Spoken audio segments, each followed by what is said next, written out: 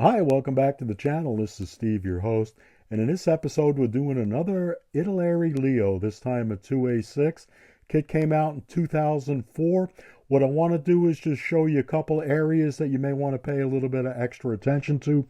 Overall, I think it's a really nice kit. Hope you guys enjoy the build video. You guys take care, and please don't forget to like, share, and subscribe. All right then, thank you. Bye.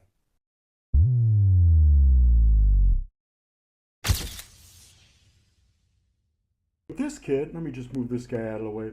The thing that always struck me odd is when you have the side skirts, you have these pieces that fit onto the onto the upper hull on the side. These guys here, and there's at least three on the other side, and it's kind of problematic because they don't fit along just their natural panel line. They create an extra panel line that you need to be careful when you're cleaning up the vehicle before you paint. What I did here was I've been using a bit of Viejo, their perfect putty, and I'm pretty happy with that. So you can see where I've just cleaned it up, laid some paint down to make sure I've got the seams covered. So because you can see the outline of the panel, and you just may be able to see how the part fit in there on there. I also put a bit of backing on the other side of that just to have it something to rest against. So on this side, it's this piece and this piece. I also used a little bit of putty there, and for the most part, it's a putty-free kit. It goes together well, other than you just want to be careful there. Let me flip it over, and I'll show you on the other side. Get them in focus here. Same thing. This is an outside. The panel line, it's like here, and I'm okay with the way I've got that seam covered. This is mostly inside the panel line. I've got to do a little bit more cleanup there, and same here. This is all part of the lower skirt. I don't like that system, but it's just something you deal with. If I did any more of these Leos like this, what I would do is I would separate. Let me get a better. I would separate these pieces from the lower panel and just work them individually. But that's, small price to pay. The other thing I did was I think these are the cleaning rods. And I didn't do them right, so I didn't want to take the whole thing apart. So I just added a piece of square evergreen plastic, and when I paint that up, that'll make that, it looks like it's part of the set or part of what the crew did. The cleaning rods should all slide down. They should all slide down to here, and I didn't realize that. And this piece is set up for that. So live and learn. If I do another one, which I think I'll do because I really enjoyed this kit, is get that done. The rest of the lower, it's a good fit. It's a nice fit up front. Didn't have any problems with that. I just a little bit, just a little bit of putty back there, and it'll all clean up well. The tracks, rubber band tracks. If you're a friend of the channel, you know I'm a rubber band guy. So they're a bit thick, but they painted up okay.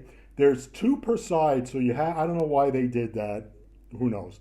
So you have to get them together. You're joining two pieces, and then you join the ends, and then you have your circular loop. So moving on to the turret, and again, this is very much different from the Tamiya solution, which I think is a more elegant solution. So what you're doing is you've got the turret itself, and on the 2A5 and up, you have this additional arrowhead armor. So the upper piece, you've got the top of the arrowhead, and on the bottom, you've got the bottom of the arrowhead. So you need to do a bit of fitting and sanding with that, and a little bit of putty. Overall, it didn't come out bad. I'm happy with it. It wasn't Tamiya. Tamiya does this in one piece, and I really think that's the more effective solution. So I did some filling and sanding, came by with some just paint just to make sure I got the seams right. Same on this side, and overall it looks pretty good. It's just a little bit of extra work. one of the things, I did a Hobby Boss Leo 2A4, and if you can see him here, the grenades were all one piece. You got a track with 4 grenades launchers, and they just fit up. Oh my God, it was beautiful.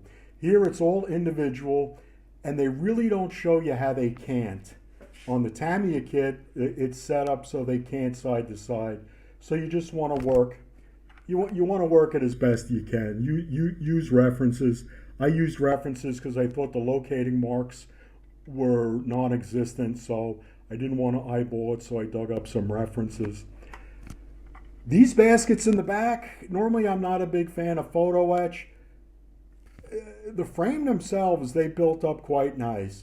Trying to get the screening on them was the absolute... I'm sure that was penance for something I did in a previous life. But if you can get the photo etch for them, get the photo etch for them. It's just easier. But overall, I've really enjoyed building the kit. I think this long barrel is amazing. I've got the Tamiya 2A5 on my bench, and it just looks so much better with the with the long barrel on it.